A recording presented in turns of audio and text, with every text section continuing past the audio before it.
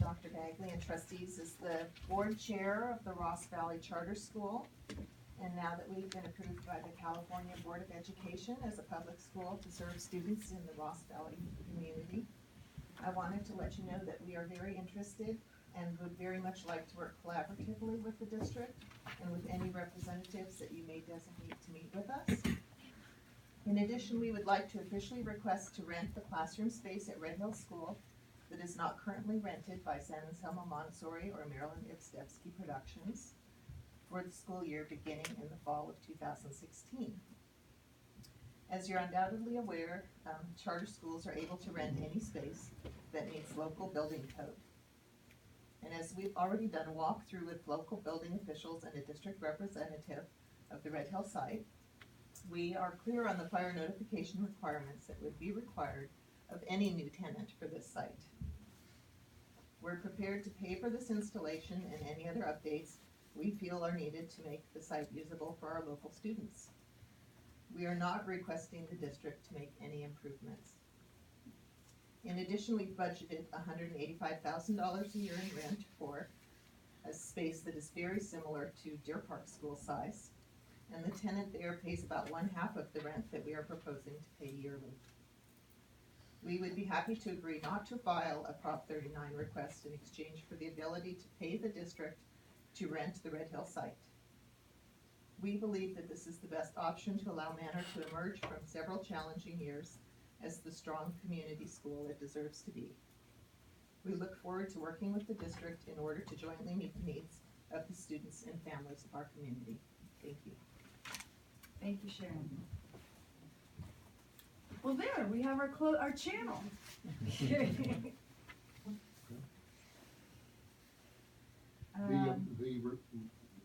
Do we want this request that was just made to be made in writing to the board, or to? I would think so. I mean, I would think, you know, with as much specificity as possible, so you would all be able to, and we would as well be able to evaluate what the request is, room numbers, etc. And so that'll absolutely go on February 9th agenda. Is there more public comment on this item? Yes. Can I see roughly how many people want to say something? 1, 2, 3, 4, 5, 6. Okay. Let's do 2 minutes. Hi. Hi. Kathleen Holzer. I have 3 children in the district. I actually came specifically to talk about the rumor and speculation I had heard regarding the Red Hill campus, so now I guess it's confirmed, it's not rumor anymore. I think it was at least 5 years ago, there was a completely different board and direction, and there was some very contentious meetings regarding boundary changes. You referred to my neighborhood as BR9. I remember that forever. You attributed 94 children to it, which was one of the biggest neighborhoods in the entire district, as well as being completely underestimated how big and the number of children in our district. At that time, our neighborhood begged you to open the Red Hill campus. We signed petitions, we came to the meetings, we did everything we could, and you all told us, oh, no, can't possibly put a school at Red Hill. You know, the traffic, oh, the needs of the school, oh, it's so old, it's not good, it doesn't have this, it doesn't have that.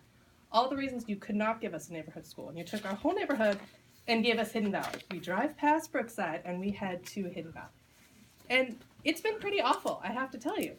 And our whole neighborhood is pretty opposed to the Red Hill campus going to the charter school. If it's going to be open, we want it open back as a neighborhood school and not as a special interest school. And I just want to throw that out there because I think you're going to have a lot of angry people in certain neighborhoods of the district if you do give that school to them. And I think we're talking about not knowing the numbers of the students that would go to the potential charter and what that impact would be. There's already been many message boards and many emails and things going around within our neighborhood of like, oh, hey, we can get a neighborhood school and we can all apply to go to the charter school. So it's taking a program that was predominantly Fairfax and adding 100+ students that people are talking about, well, if we all apply together, then it'll almost be like Hidden Valley's moving to the charter school. And I don't necessarily know that's even what the charter school wants, but I just want to put it out there as part of the discussion that I don't feel that opening the Red Hill campus for the charter school is a good idea. Thank you very much. Let me clarify that it was not actually this board who. No, I know, She said but that. So you said all of you, but it was not actually. all of the us. other people sitting there at least. Thank you. Who'd like to speak next? Sarah? I'm not quite organized enough to speak yet. Alrighty. Yes, fine. I'm kind of the other, as a brief point. Obviously, we're not gonna have a charter school in the fall unless we have a facility. So that's something that we are gonna have to work on. So if we don't have a charter school in the fall, if we can't have open this fall, then you don't have the problem of laying off 220 students. If we do, or 9 teachers or whatever it is, if we do have a charter school, I think it's very likely that 6 of your teachers will go to that charter school, and you'll have a smaller problem to deal with. So I urge you to kind of thinking, when you have your workshop, you think in the context of the big choices you face, are gonna be faced by everybody in this community, in terms of whether or not something happens in the fall or not. And if it doesn't happen, the 6 teachers who are petitioners are not likely to leave. Thank you. Who would like to speak next? Yes. Andrea Summits. I would just like to suggest, I don't know how much flexibility you have in your schedules, but if the discussion about Red Hill, whether to Red Hill to the charter, can happen sooner, it will, I think, further define the list of things you have to talk about.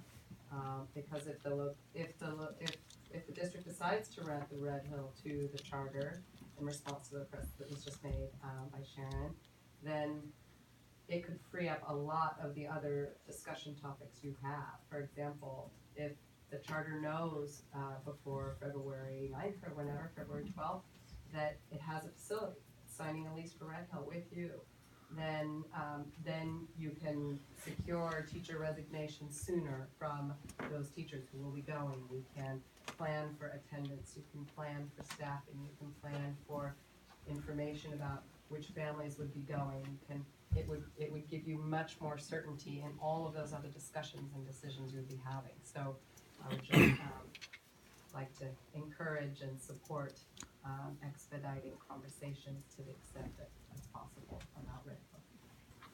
Thank you. Yes. Hi, I'm Renee Goddard and Fairfax Town Council. I believe that 2 years ago, when I was newly appointed to the Fairfax Town Council, I spoke in a multiplicity of roles. I was not clear that I was both a parent of the district, a parent of 2 MAP alumni, and a Fairfax Town Council member. I want to clarify tonight that I actually am here as a Fairfax Town Council member. So all of my other roles have all of their roots and everything is connected from the past, but right now I just wanted to come and speak on behalf of the Fairfax community. This is my perception of the Fairfax community as being the Ross Valley School District Board liaison to the council. What is happening in Fairfax, at least from my perspective, is a great deal of uncertainty, is young families and attrition from our wonderful school district and our wonderful manor school. I will say to the hills. I feel like it's musical chairs in Fairfax right now in terms of schools. There's, as I said, there's complications and confusion, and there's fear and a lot of mistrust. So really why I'm here is that I would like to strongly encourage that as you guys go through this, and bless you for doing all of this to the detail that I know it requires, to please consider strongly the rental of the space at Red Hill to the Ross Valley Charter. I think that the sooner and the more expedient you are in starting to mend some of the gaps which have become really very gaping and visceral in Fairfax, the better. I know that these seem unsurmountable, they do to me when I look at that, and I'm really grateful to be on the town council and not the school board right now. I think, it will be to everyone's best interest, to move forward with that. And having said that, we're very interested and very committed to looking and searching for a site that could be suitable in Fairfax. I don't see this, and I wouldn't say that I would, sort of praise this as the very best end game option for the Ross Valley Charter. But I encourage strongly that this be considered with all seriousness and expediency in order to let this charter open, come fall 2016.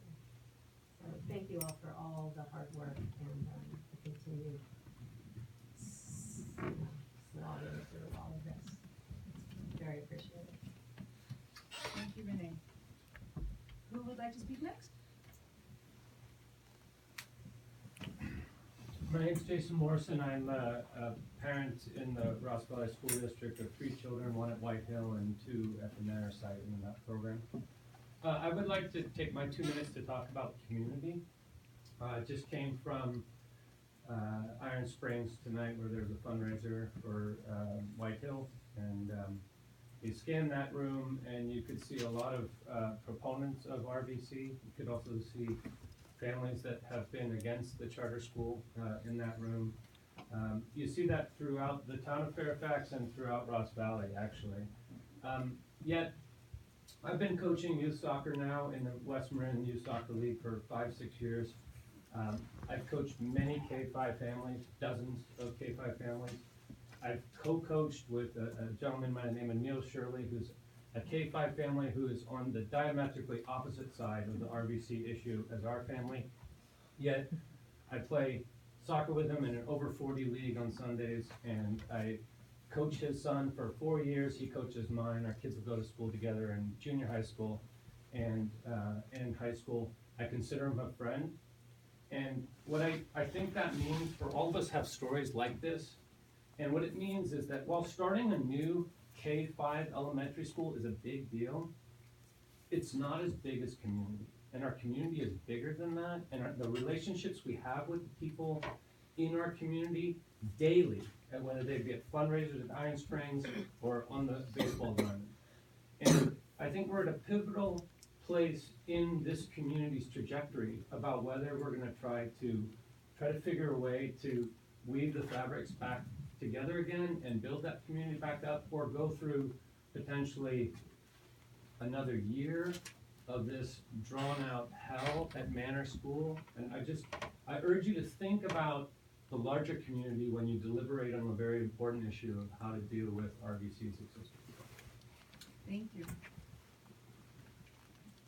Anyone else? You just want the last word, don't you, Sierra? I don't think I'm the last, and I hope I'm not the last. And I mean, I don't really even know how to speak English or understand English.